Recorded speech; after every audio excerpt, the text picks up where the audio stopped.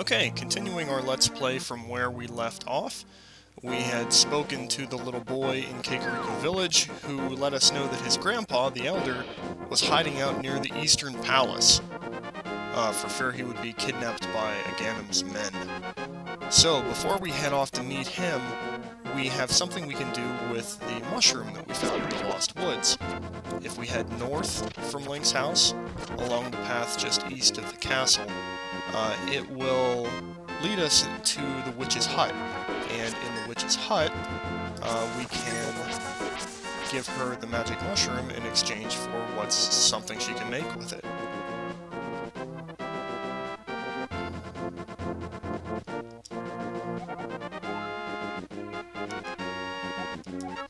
So, she clearly can use the mushroom, so go ahead and equip it and press Y.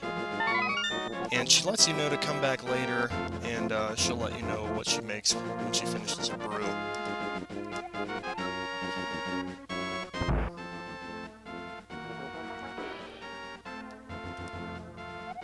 Inside there are three magic potions that are for sale. Red will heal your hearts, green will restore your magic, and blue restores both your hearts and your magic.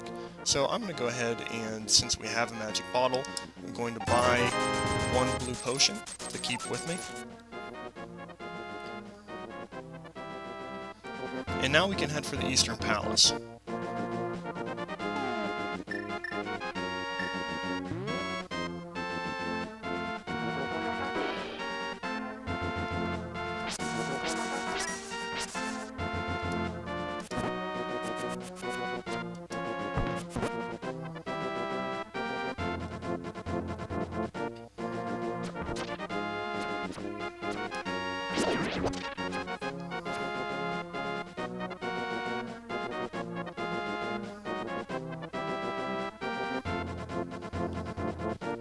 I'm not sure what these red enemies are. They look very much like Octoroks, and if so, that's the most likely explanation for what they are. There's nothing else in the game that reminds me of Octoroks, so I think that is what they are. They behave in the same way, they move around, they shoot rocks out of their little snouts there. These enemies come to life and attack you whenever you draw close to them. So Sahasrahla can be found in this little hut here, just west of the Eastern Palace.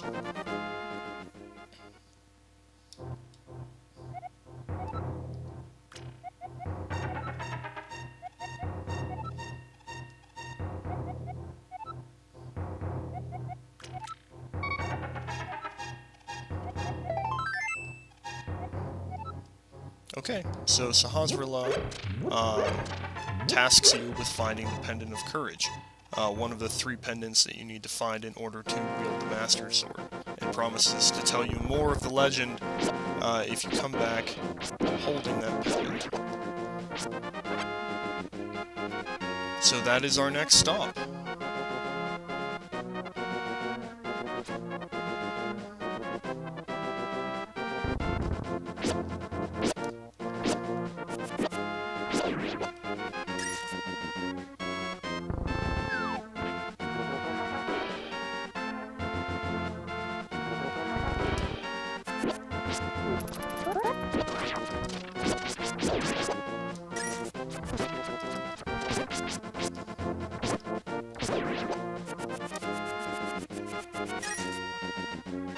Into the Eastern Palace. When you walk in, you'll see 3 doors. The ones on the left and the right are open, but they don't lead anywhere. Inside, the path is just completely cut off, and you would fall down into the pit if you were to proceed.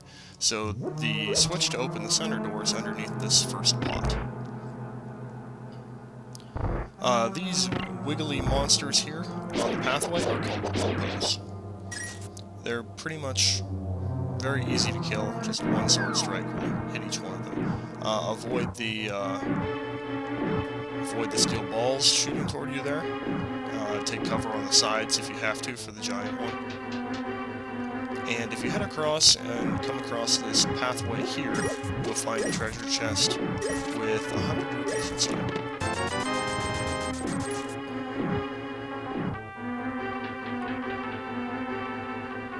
So head out through the door to the north in the room, and this will lead you into the central chamber. From here you can go left or right. Both doors, as you can see, are closed. It's not necessary to go to the right, but if you do, you will find the dungeon map.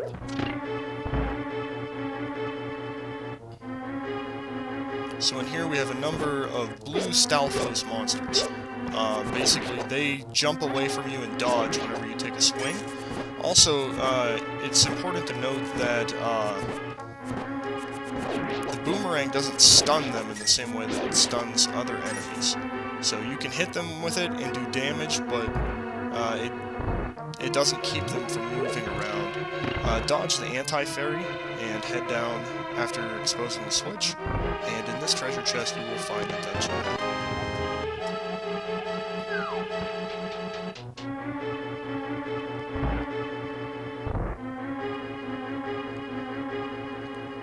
Okay, now we are ready to head into the switch on the other side of the room. I believe that switch there opens that door, but it may open both doors. So it doesn't matter if you hit the switch in front of me right now or the one back on the other side of the room. Both doors open when you hit one of the switches. So we have more blue Stalfos in this room. The boomerang is a good way to beat these guys because they don't dodge the boomerang when you throw it. It may take a few more hits, but sometimes it's worth it just to avoid the hassle.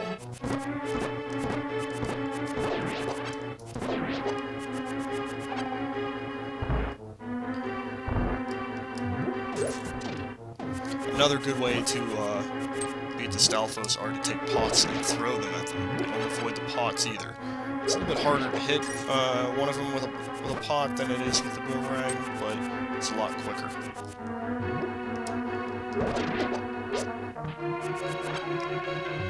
So once you've cleared the room, defeated all 4 Stalfos, the doors open and you can head north. And in this treasure chest you'll find the compass. The compass shows you the location of the treasure in the dungeon, and it also shows you the location of the dungeon's boss. So whenever you find one of these gray panels, if you touch it, you can speak telepathically to someone. In this case, it is Sahasrahla. Later in the game, I believe you can speak with another person.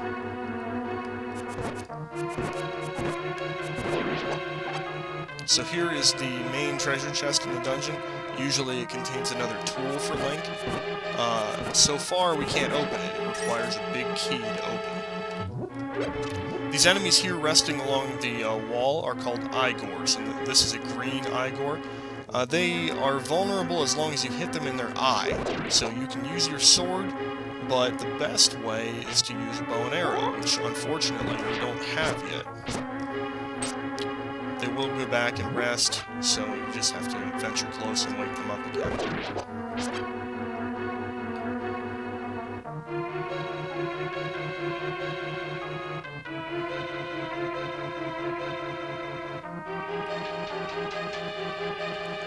So in this dark room, there are a number of anti-fairies going around, but there's a hidden switch right there on the ground, which will open that door. So you need to find the switch in this room. Rather, you have to find the key to proceed in the next room. Well, that was just bad timing. Okay, once you have the key, you can unlock this door. And it leads you back to the room with these steel balls. And you can tell from the raised platform in the middle that's decorated that there is some kind of treasure there that will appear. So we have to hit the switch that the anti-fairies are guarding in order to make the treasure appear. But there is no way to get to it until you get them to disperse. To get them to disperse, you just have to clear this room of all monsters.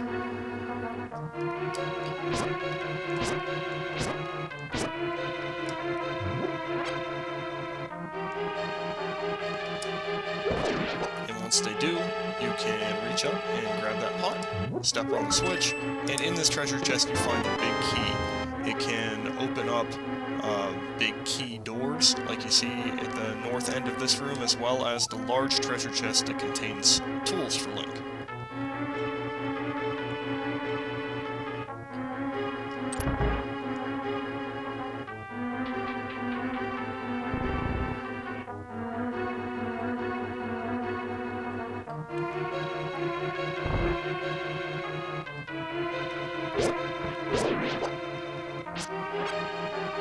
Use the big key to open the treasure chest, and we find the bow and arrow.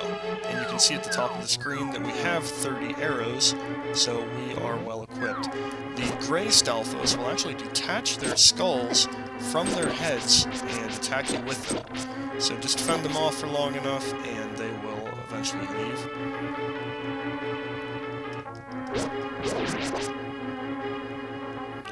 The Igors are especially vulnerable to an arrow to the eye.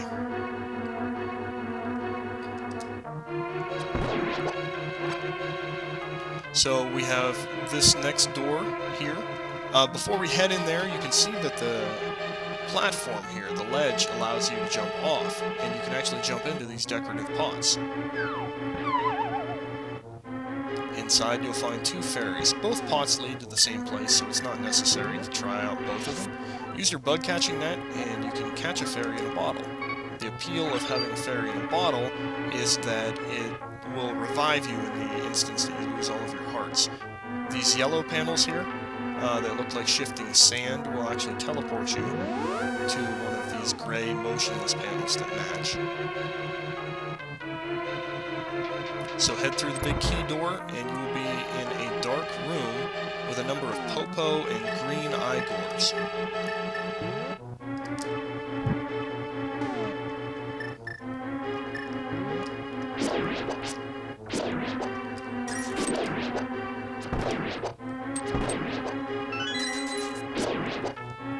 The room on the left is the way to go. You can see we picked up a key from one of the monsters, but you can head through the room on the right first, and there are a number of rupees here. So 3 rows of 6 rupees. So just an easy way to pick up 90 rupees.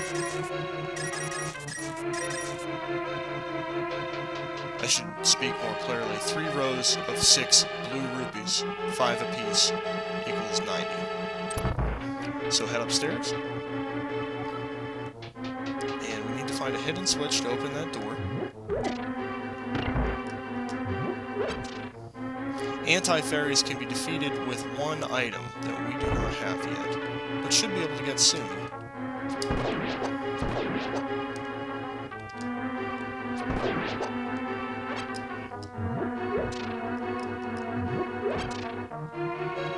This switch right here, it looks like the other 3 switches are real, but they don't actually do anything. This bottom switch is the one that opens both doors. So we need to find a hidden switch in this gauntlet. The switch is actually this one right here.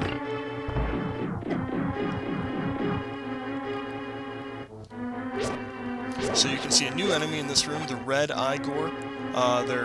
They behave and act very similarly to the green Igors, except they are only vulnerable to arrows, and it requires 2 of them.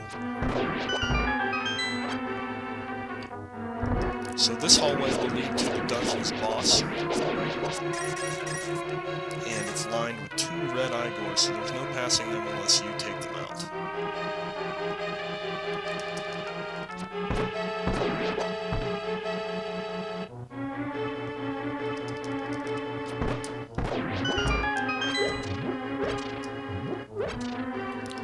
Smash the pots to pick up supplies, and we will head in to fight our first boss, the Armos Knights.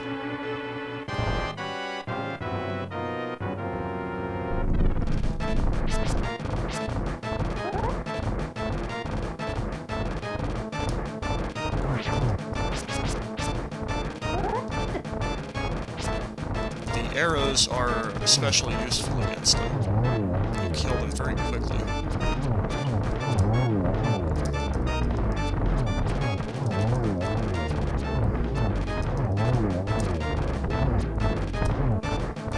Once there's one left, it will turn red and basically try to stomp on you. So just keep moving and give it a hit every once in a while when you can, but like I said, arrows are especially effective. So, we have earned the Pendant of Courage, and it's time to go back and speak to Sahasrahla about the legend.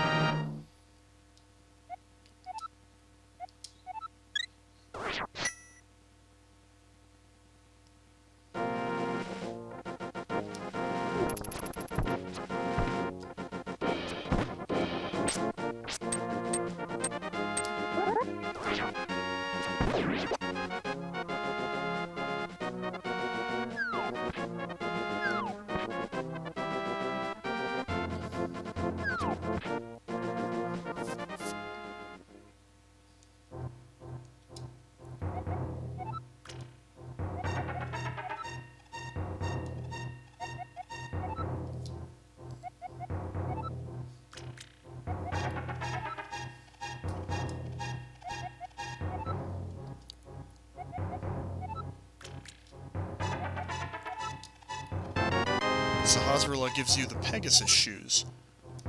When you hold the A button, he'll build up a run and dash at high speed. He also lets you know about a hidden item in the cave on the east side of Lake Hylia. Technically, you could get that treasure beforehand if you explore. You don't actually need the arrows or the Pegasus shoes to get it, but it's just kind of out of the way, so I decided to wait until now. Now, the Pegasus shoes, like I mentioned in the previous video, allow you to bust through walls that have this circular crack on them. So hold down A, dash into the wall, and you'll smash right through.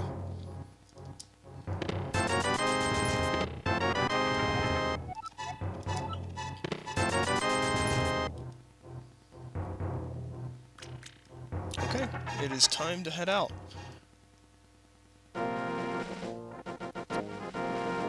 So let's go find that treasure on the east side of Lake Hylia.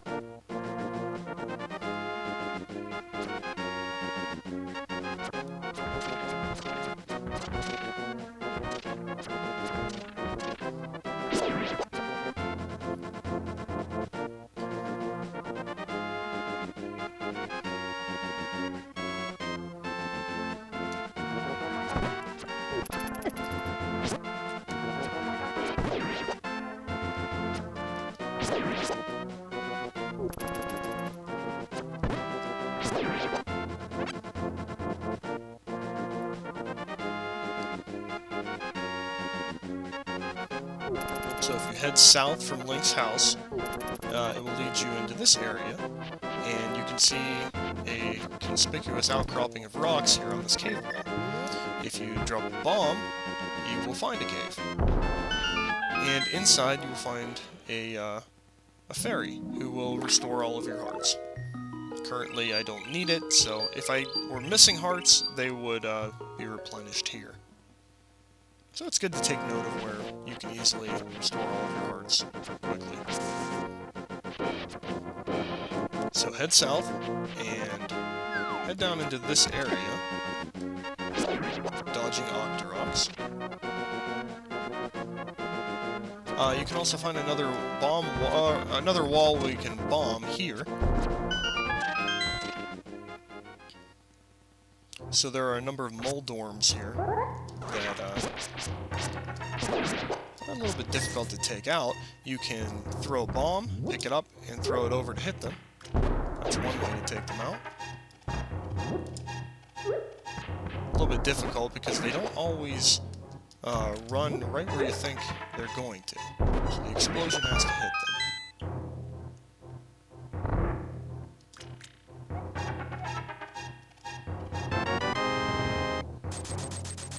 So they give you a lot of rupees, and if you check the treasure chest, there are more items you can have,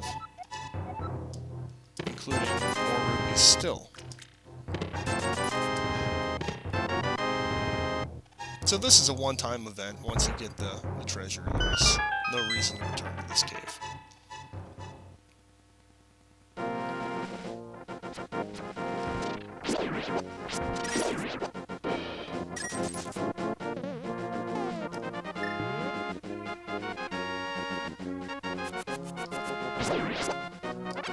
These enemies will shock you if you hit them, I believe, so it's best to stun them with the boomerang, and then you can shoot them. These enemies, if you hit them, will explode, and their little bits inside will also attack you.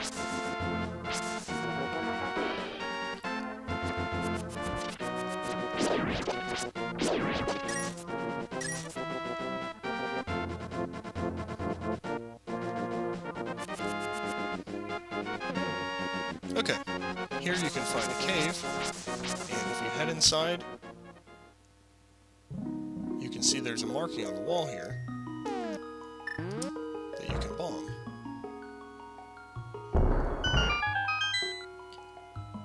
And inside you'll find a few fairies. So far our bottles are full, so we don't need to pick up another. But this hole, this door between the two cave rooms, shows you a treasure chest, and no matter which block you push, it will not let you through. But it shows another door heading south out of that room, so there has to be a way, if we head just a little bit west, that we can get in there. And sure enough, there is another rock that we can hit with a bomb and blast a hole in.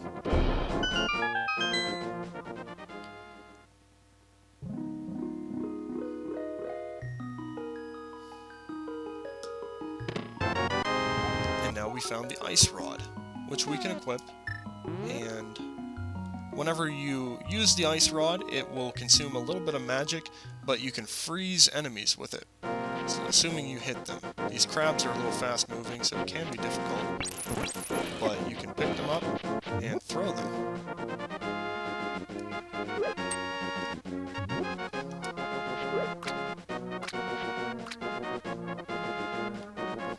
A lot of the time when you throw items into water, a fish will appear. And it is possible to catch the fish, sometimes, and take it to the merchant in Kakakiko Village, and he'll buy it at a high price. So just like in Ocarina of Time, if you take a fish to the merchant, you can make a quick buck that way.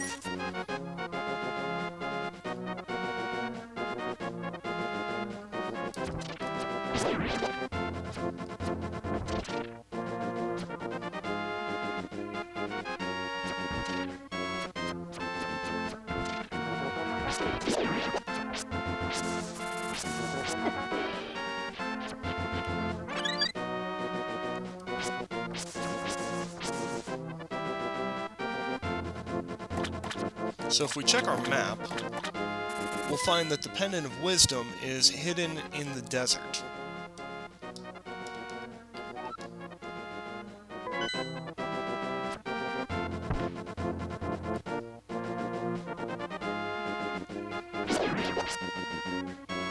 There's also a man sitting at the entrance of the desert who doesn't speak to you.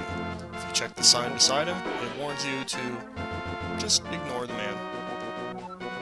So he clearly has nothing to say.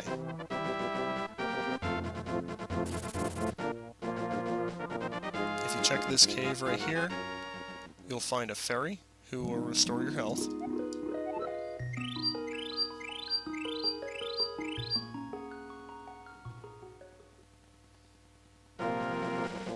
But it's time to head into the desert.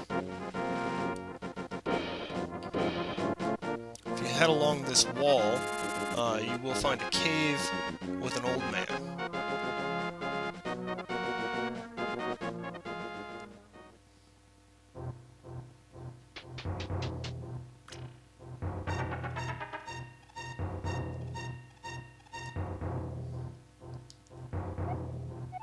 The old man's name is Agahnim.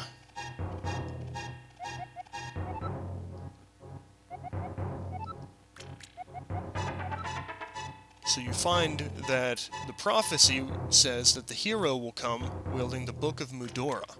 It allows you to read the language of the Hylia people.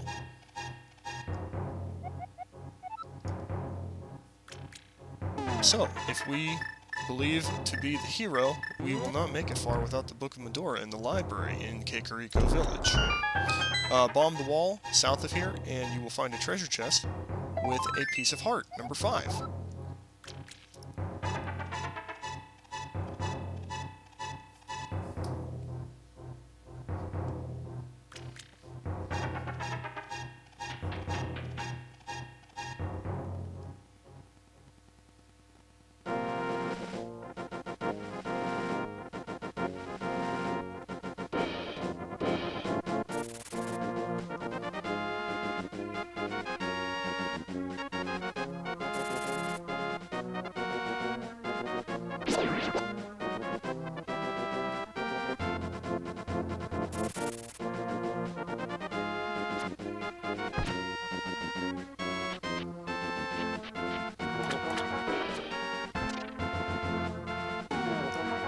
Okay, so now we are heading to Kakakiko Library to check out that book.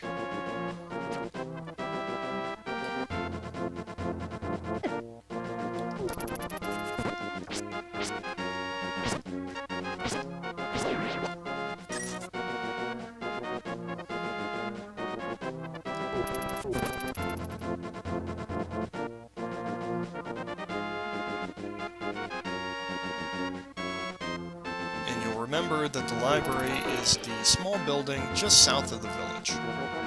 South and west.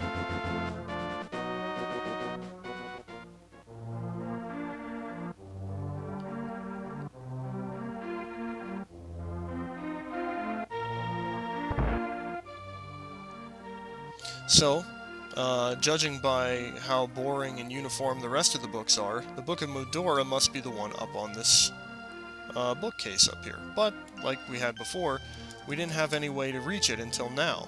If you head just below the bookcase and get a running start, you can smash into it and knock the book down where you can grab it. So with the Book of Medora, we can begin to fulfill the prophecy and get the Pendant of Wisdom. With that, I am going to wrap up this Let's Play. Next time, we will tackle the dungeon in the desert. Thanks for watching, and I hope you'll tune in next time.